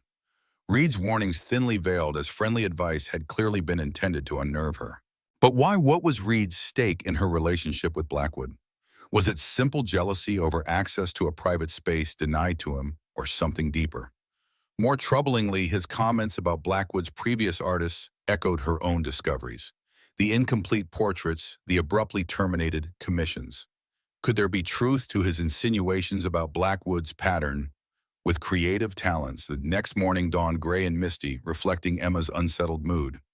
With Blackwood still absent, she decided to focus on detail work for the portrait, losing herself in the precise technical challenges of capturing the play of light on fabric and the exact texture of the wooden paneling behind her subject. By midday, she needed a break from the intense concentration. After a light lunch, she found herself drawn to Blackwood's private library, the one place where she felt she might gain further insight into the man himself through the books he chose to surround himself with. As she browsed the shelves, noting the eclectic mix of classic literature, modern philosophy, technical manuals, and art books, Emma became aware of voices drifting from a nearby room. One male, one female, engaged in what sounded like a heated discussion. Normally, she would have retreated, respecting the privacy of others, but something in the urgent tone of the conversation made her pause. The door to the adjacent room was slightly ajar, and as she stood motionless, the voices became clearer. "You're being ridiculous, James," the woman was saying, her voice crisp and authoritative. "Robert won't sign over his voting rights no matter how many legal threats you manufacture. He's too smart for that. He'll sign if the alternative is complete public humiliation." Reed replied, his voice harder and more calculating than it had been during their brief encounter the previous evening. "The board is already nervous after the privacy scandal. If these new allegations come to light—" "Allegations you've carefully constructed," the woman interrupted. "Don't think I don't see what you're doing. This vendetta against Robert has gone on long enough. I agreed to help you gain influence in the company, not destroy my ex-husband completely." Emma froze at the words ex-husband. This must be Victoria Blackwood Reed, Robert's former wife, and apparently James Reed's ally in some scheme involving the company. Don't go soft now, Victoria. Reed's voice had taken on a threatening edge. You signed the divorce papers too quickly, gave up too much. This is your chance to reclaim what should have been yours. Half the company, at least. I'm not going soft, Victoria snapped. I'm being pragmatic. Robert built that company from nothing. The board respects him. The employees are loyal to him. If you push too hard, it will backfire on both of us. Which is why we need leverage, Reed insisted. Something personal that will make him choose to step away rather than fight. The artist is the key. At the mention of herself, even indirectly, Emma's heart began to race. What did Reed mean by calling her the key? Leave the girl out of it, Victoria said, her tone suggesting weariness rather than concern. She's just another portrait artist destined for the same disappointment as the others. Robert will never let her finish it just like the others. He can't bear to see himself truly. But that's exactly why she's useful, Reed countered. When she fails, or when we ensure she fails, it completes the pattern. Robert's inability to maintain professional relationships, his pattern of personal entanglements with creative talents, his abandonment of commitments, all of it builds our case for his instability. The board will have no choice but to remove him. Emma had heard enough. Backing away silently from the door, she made her way quickly through the library and back to the main part of the house, her mind racing with the implications of what she'd overheard. Reed and Victoria were conspiring to use her and her portrait as part of a scheme to wrest control of Blackwood Technologies from its founder. The previous unfinished portraits weren't just coincidental failures, but part of a pattern being established to question Blackwood's stability and judgment. But was Reed manipulating the situation as Victoria had implied, or was there truth to the pattern? Had Blackwood truly been unable to allow the previous artists to complete their work, and if so, why? These questions occupied her thoughts as she returned to the grand hall, where the half-completed portrait waited on its easel. Looking at it now with new eyes, Emma wondered if she was capturing something Blackwood couldn't bear to see, some truth about himself that the previous artists had also approached and been stopped from revealing. The sound of helicopter blades cutting through the air interrupted her thoughts. Moving to the window, she watched as a sleek black helicopter descended onto the landing pad visible from this side of the house. Moments later, Robert Blackwood emerged, his powerful frame unmistakable even at a distance, his movements purposeful as he strode toward the house. Emma returned to her easel, attempting to project professional composure despite the turmoil of her thoughts. She needed to speak with Blackwood to understand his side of what she'd overheard, but approaching such a conversation required delicacy. When he entered the grand hall 20 minutes later, the energy in the room immediately shifted, as if his presence alone had altered its atmospheric pressure. He had changed from his business attire into more casual clothes, dark jeans and a gray sweater that emphasized the silver at his temples and the steel in his eyes. "Miss Scott," he greeted her, his voice revealing a trace of the fatigue that also showed in the slight tension around his eyes. "I apologize for the unexpected absence. Corporate emergencies wait for no man, not even one supposedly in semi-retirement." "No apology necessary," Emma replied, studying him with renewed attention. "I hope the situation was resolved satisfactorily." Something in her tone or expression must have alerted him, because his gaze sharpened. "You've encountered James," he stated rather than asked. "I was informed he arrived yesterday evening uninvited and unannounced." "Yes, we met briefly," Emma confirmed, deciding directness was the best approach. "He seemed quite interested in my work and in your portrait collection." Blackwood's expression darkened momentarily, his jaw tightening. "James has many interests, few of them artistic. What exactly did he say to you?" Emma hesitated, weighing how much to reveal. "He implied that there was a pattern to your previous portrait commissions, that they all ended prematurely." "Did he now?" It wasn't a question, but a flat acknowledgement. Blackwood moved to the windows, looking out at the grounds with a distant gaze before turning back to her. "And did you find his warnings credible?" "I found them concerning enough to want to hear your perspective," Emma replied carefully, "especially after discovering the unfinished portraits in your private study." For a long moment, Blackwood was silent, his expression unreadable. Then he gestured toward the chairs positioned near the fireplace. "Perhaps we should sit. This conversation deserves our full attention." As they settled into the chairs, the portrait on its easel seemed to watch them, Blackwood's half-completed image, a silent witness to the moment of truth unfolding between them. The portraits you discovered. Blackwood began leaning forward slightly, with his forearms resting on his knees, represent something I've been reluctant to discuss. Each artist was exceptionally talented.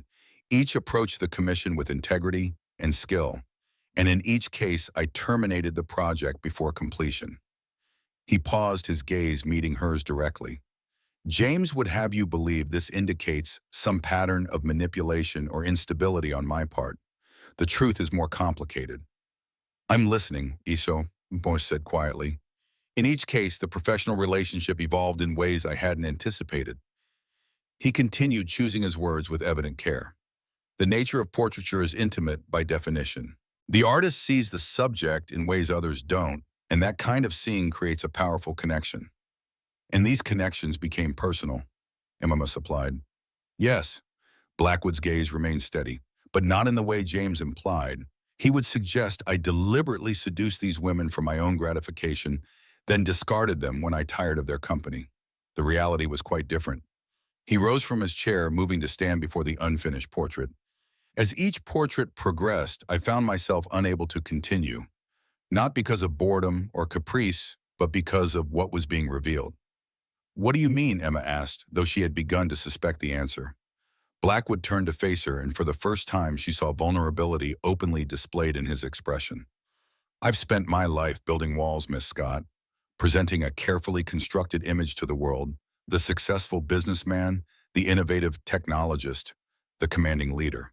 These personas have served me well professionally, but they've come at a personal cost. His voice lowered, taking on a quality of confession. Each artist began to see beneath those constructs to capture something of the man beneath the masks. And each time as that truth began to emerge on canvas, I found myself afraid. The admission hung in the air between them, its honesty carrying the weight of vulnerability that Emma had sensed beneath his controlled exterior from their first meeting. Afraid of what? She asked softly. Of being truly seen, he replied, his voice barely above a whisper. Of confronting the man I've become with all his flaws and failures laid bare on canvas. It's one thing to know intellectually that one is imperfect. It's quite another to see those imperfections captured by the hand of someone whose insight you've come to value. Emma considered his words, finding in them a ring of truth that James Reed's insinuations had lacked. And yet you continue to commission portraits knowing this pattern exists. Why? Because running from truth ultimately serves no one, least of all oneself. Blackwood's gaze returned to the half-finished portrait on the easel. Each attempt brings me closer to acceptance, I hope. And this time, he left the sentence unfinished, but his eyes returned to hers with an intensity that made her heart beat faster. This time what? Emma prompted, though she suspected she already knew the answer. This time I selected an artist whose commitment to truth exceeds her capacity for compromise, he said finally. Someone who won't soften the image to spare my feelings or her own. Someone who will see it through regardless of how complicated our relationship might become. The implication was clear. He had chosen her precisely because he believed she would not succumb to the pattern that had claimed the previous artists. That her integrity would prevail where others had faltered. There's more you should know, Emma said, deciding to lay all cards on the table. This morning I overheard a conversation between James Reed and Victoria. They're planning to use me, or rather the anticipated failure of this portrait, as evidence of your instability in some scheme to take control of your company. Blackwood's expression hardened, but he didn't seem particularly surprised. James has always resented his position as an employee rather than a partner. He believes he deserves a larger share of the company's success than his contributions warrant. They mentioned something about a privacy scandal, Emma ventured. A muscle tightened in Blackwood's jaw. 3 years ago, one of our AI surveillance products was found to be collecting unauthorized data. The company took full responsibility, compensated those affected, and implemented rigorous new safeguards. He moved back to his chair, sitting down with deliberate control. What wasn't made public was that the data collection wasn't a bug, but a deliberate modification. Someone had altered the code without proper authorization or oversight. You believe it was James? Emma surmised. Robert's fist clenched. His eyes turned cold with certainty. I have evidence, but proving it publicly would have exposed proprietary code revealed security vulnerabilities and potentially triggered lawsuits that would have bankrupted the company and destroyed the livelihoods of hundreds of employees. So you took the blame, Emma said softly, understanding dawning. I accepted responsibility as CEO and stepped back from day-to-day operations to focus on rebuilding our reputation. It was the right decision for the company, though it gave James an opening to increase his influence. Emma leaned forward, and now he's threatening to revisit that scandal with a new narrative that places you at the center as the deliberate architect rather than the responsible executive. Precisely, Blackwood's voice was tight with controlled anger. James and Victoria have been allies for years. Their marriage shortly after our divorce simply formalized an alliance I suspect began during our relationship. He stood again, unable to contain his restless energy. But I won't be manipulated out of the company I built, and I certainly won't allow them to use you as a pawn in their game. Emma rose as well, moving to stand before the portrait. What will you do? First, I'll complete what we started, he said, gesturing toward the canvas. This portrait isn't just a personal quest anymore. It's become a statement about truth, about facing one's reality unflinchingly, about refusing to be defined by others' narratives. His gaze met hers, intense and unwavering. Will you see it through with me, Emma? Even knowing the complications, the history, the potential personal entanglements that have derailed this project before. Her name on his lips, not Miss Scott, but Emma, marked a deliberate shift and acknowledgement of the personal dimension that had developed between them. I will, she replied without hesitation. Not because I'm immune to the complications you mention, but because the truth of this portrait matters, to both of us, I think. Something shifted in Blackwood's expression, a tension releasing that she hadn't fully registered until it was gone. Thank you, he said simply.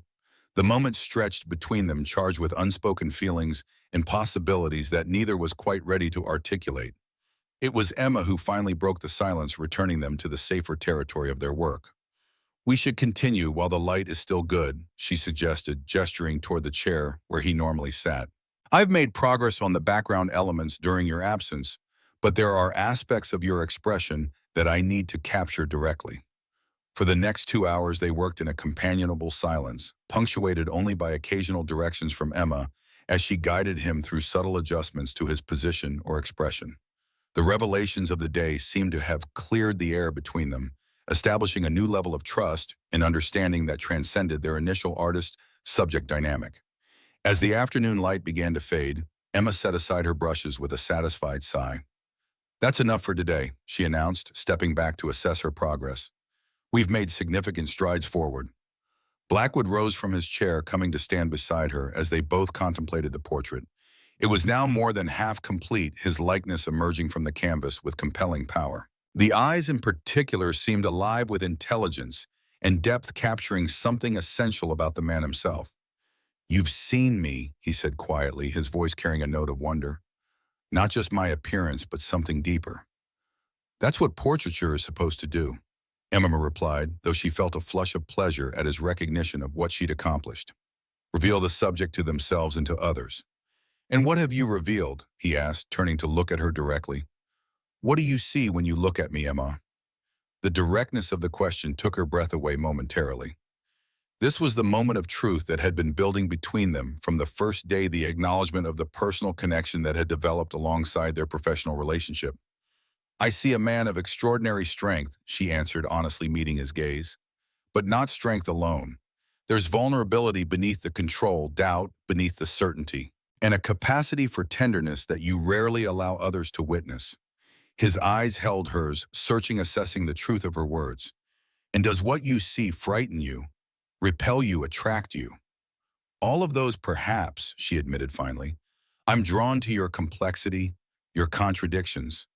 But I'm also wary of losing my perspective, my ability to see clearly. That's what makes this portrait possible.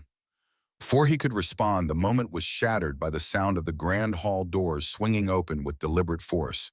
James Reed strode in, followed by a tall, elegant woman whose resemblance to the portrait of Blackwood's mother was unmistakable despite her harder expression. Robert, Reed said smoothly, as if their intrusion was perfectly normal. I thought we should meet your latest artist. Victoria was quite interested.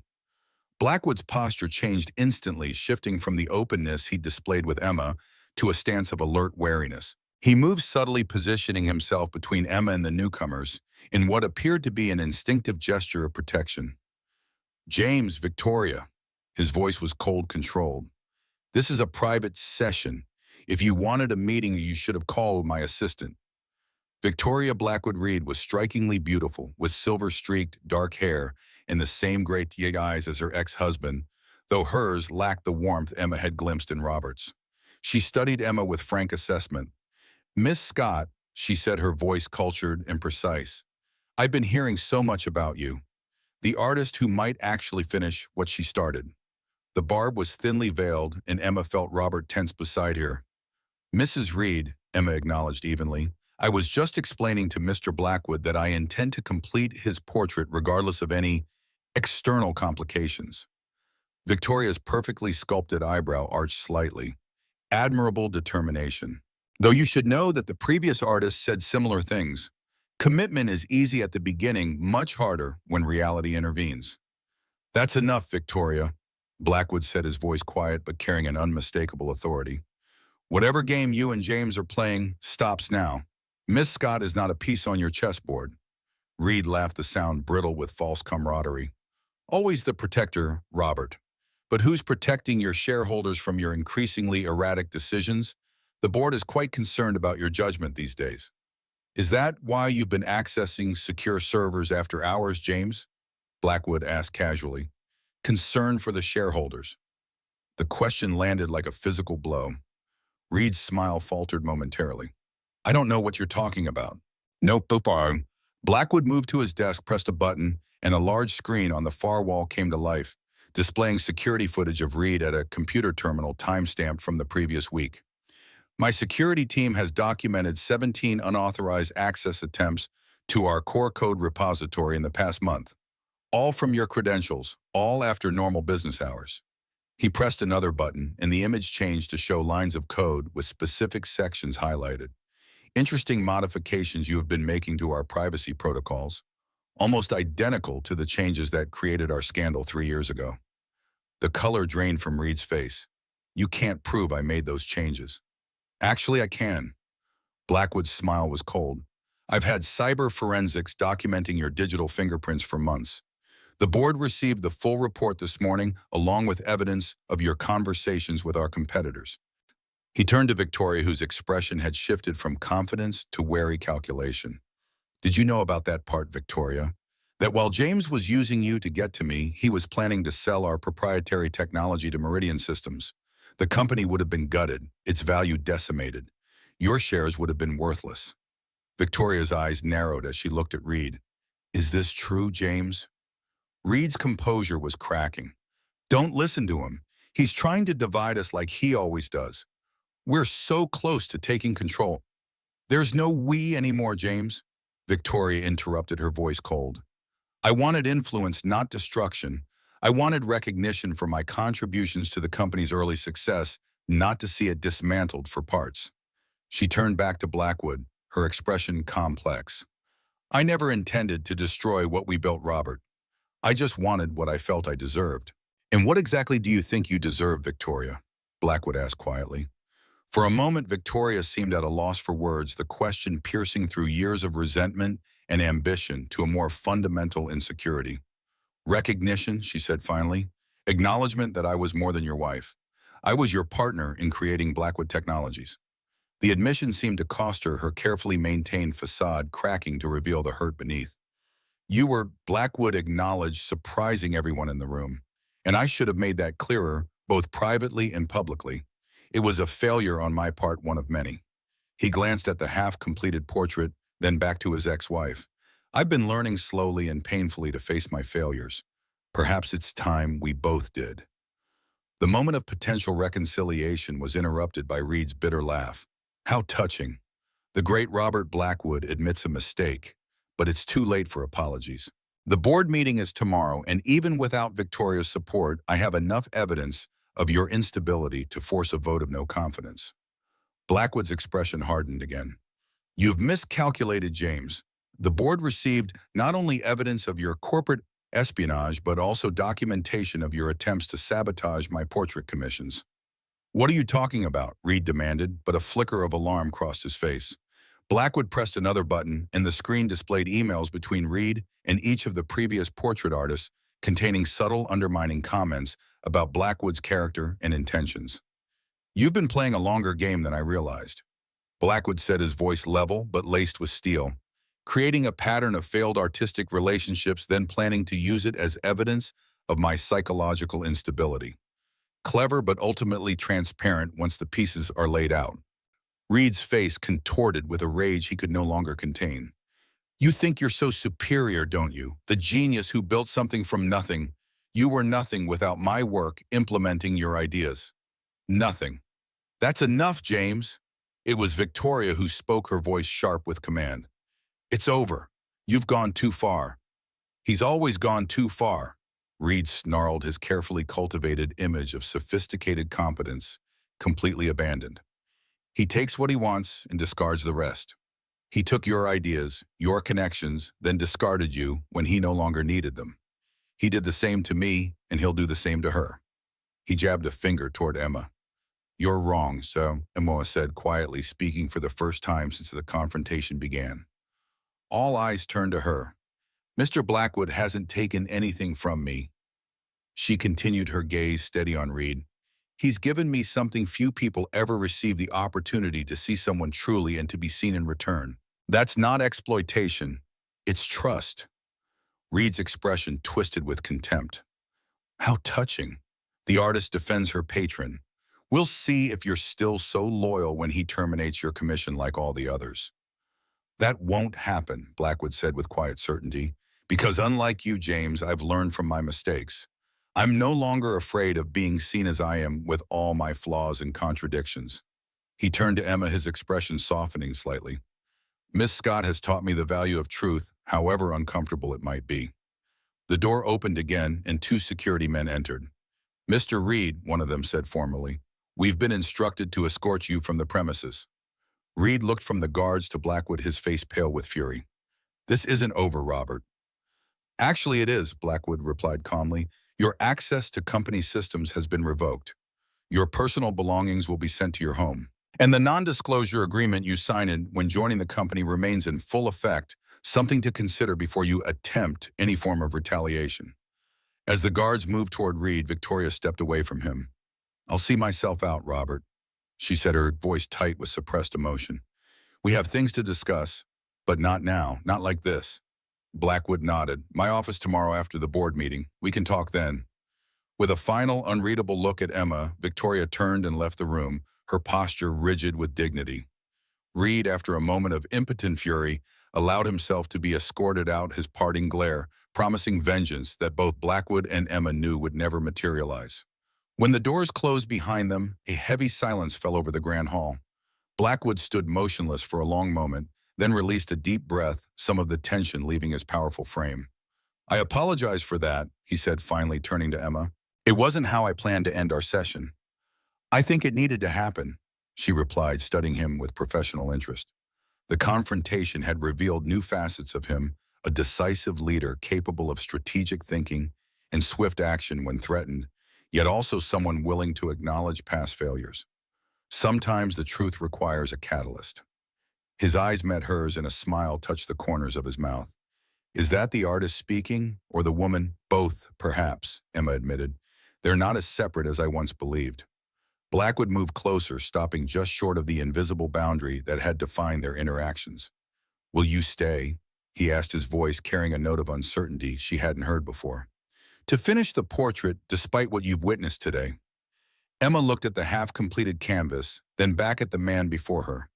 No longer just her subject, but someone who had shown her as much of himself as she had revealed of him. Yes, she said simply. I'll finish what we started. Relief and something deeper flickered across his features. Thank you, Emma. The use of her first name no longer seemed a deliberate crossing of boundaries, but a natural acknowledgement of the connection that had formed between them. It's getting late, he said after a moment. We should continue tomorrow when the light is better. Emma nodded, beginning to gather her materials. As she worked, Blackwood moved to the windows, looking out at the winter landscape, now bathed in the golden light of sunset. The day's confrontation seemed to have shifted something in him, released a tension that had been present since she first arrived at Blackwood Estate. Over the next 2 weeks, they fell into a new rhythm. The portrait sessions became more focused, more honest. Blackwood no longer maintained the careful mask he had worn at the beginning, allowing Emma to capture not just his strength and authority, but also his complexity and vulnerability. The board meeting came and went, resulting in Reed's formal removal from the company and a vote of confidence in Blackwood's leadership. Victoria and Robert began cautious discussions about formally acknowledging her contributions to the company's founding, a belated recognition that seemed to ease some of the bitterness between them. Through it all, the portrait progressed, gaining depth and nuance with each session.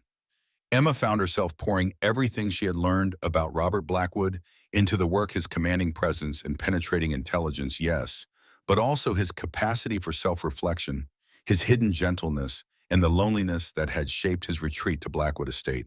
On the final day, as Emma applied the last careful touches to the canvas, she felt a profound sense of completion that went beyond professional satisfaction. This portrait represented not just her finest technical work, but her deepest insight into another human being, and perhaps by extension into herself. "It's finished," she said softly, setting down her brush and stepping back to assess the completed work. Blackwood, who had been sitting silently for the past hour, rose from his chair and moved to stand beside her. For a long moment, he said nothing, his gaze fixed on the portrait with an expression that combined wonder with a kind of recognition. The painting showed him seated in the grand hall, light from the tall windows illuminating one side of his face while leaving the other in suggestive shadow. His posture conveyed authority and strength, yet there was a complexity in his expression that revealed the man beneath the power, thoughtful, vulnerable in his self-awareness, capable of both command and compassion. "You've done it," he said finally, his voice barely above a whisper. "You've seen me as I am." "As you are," Emma confirmed, feeling a strange mixture of pride and loss now that their work together was complete. Blackwood turned to her, his gaze direct and unguarded in a way it hadn't been when they first met. "What happens now, Emma?" The question encompassed far more than the logistics of completing their commission, and they both knew it. "I return to New York," she said softly, "to my life and my work." A shadow passed over his features. "Of course. The commission is complete and you've more than earned your fee. I'll have the funds transferred immediately along with a letter of recommendation that should open doors to any gallery or collector you choose." "Oh, thank you," Emma replied, though the professional conclusion felt somehow inadequate, given all they had shared. "I'd like to make a suggestion, if I may," Blackwood said after a moment. "The Donovan Gallery in Manhattan has expressed interest in hosting an exhibition of your work. I mentioned your name to the director some weeks ago, and she was quite enthusiastic." Emma blinked in surprise. "The Donovan, they rarely feature emerging artists. They make exceptions for exceptional talent," he replied with a slight smile. "Your portrait work deserves to be seen, Emma, not just by private collectors, but by the wider world." The offer was generous, potentially career-changing, yet Emma found herself hesitating. "I wouldn't want people to think I succeeded through connections rather than merit." Blackwood's smile deepened with genuine warmth. "Anyone who sees your work will know it stands on its own. The introduction merely opens a door. Your talent does the rest." Put that way, she could hardly refuse. "Then thank you, I'd be honored." They stood in silence for a moment, both aware that their time together was drawing to a close, neither quite ready to acknowledge it. "When will you leave?" Blackwood asked finally. "Tomorrow, I think," Emma replied, though the thought brought an unexpected heaviness to her heart. "I've imposed on your hospitality long enough." "It's hardly an imposition," he said quietly. "Your presence has brought clarity to this house, and to me." The admission hung between them, an opening she could choose to take or let pass. "What will you do with the portrait?" she asked instead, gesturing toward the canvas. "Display it properly," he answered.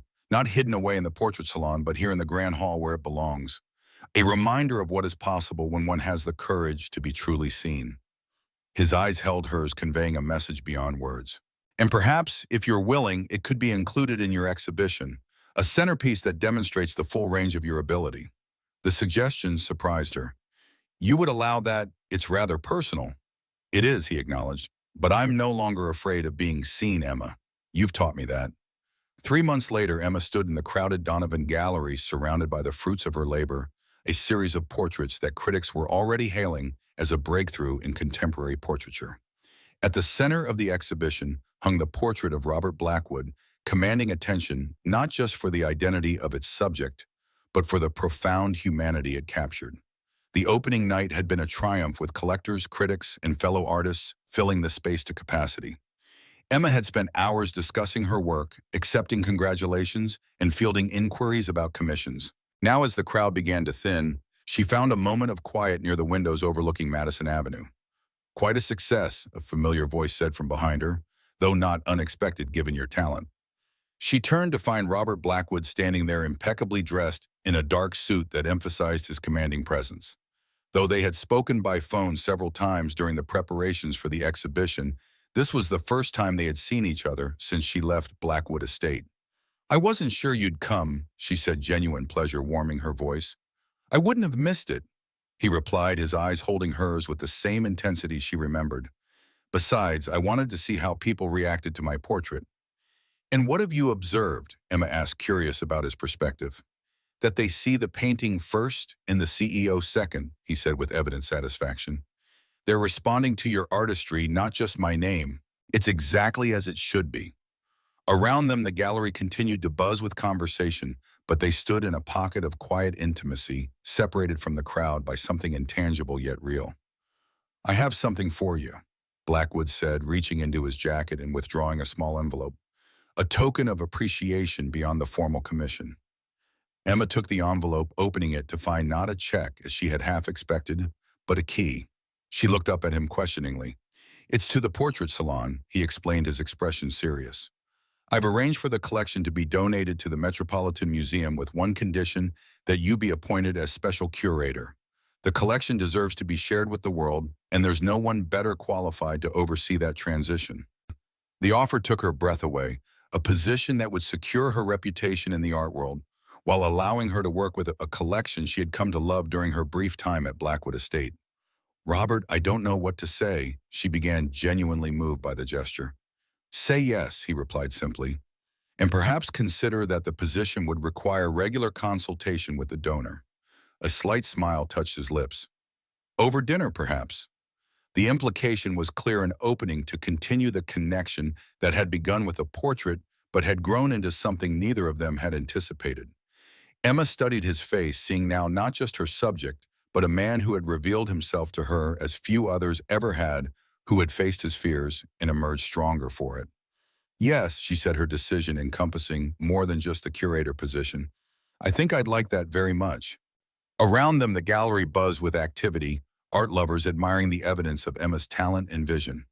But in that moment, standing together before the portrait that had changed them both, Emma and Robert shared a deeper recognition that sometimes the most powerful art wasn't hanging on a wall, but lived in the space between two people who had learned to see and be seen in return. "You're the only one who truly saw me," Robert had said quietly, his voice meant for her alone. "Not just the power or the position, but the man." Emma smiled, feeling a certainty she had rarely known. "And you're the only one who let me be seen in return." The portrait watched over them, a testament to truth discovered and embraced, to the courage it takes to stand revealed, and to the power of vision, both artistic and personal, to transform how we see ourselves and each other.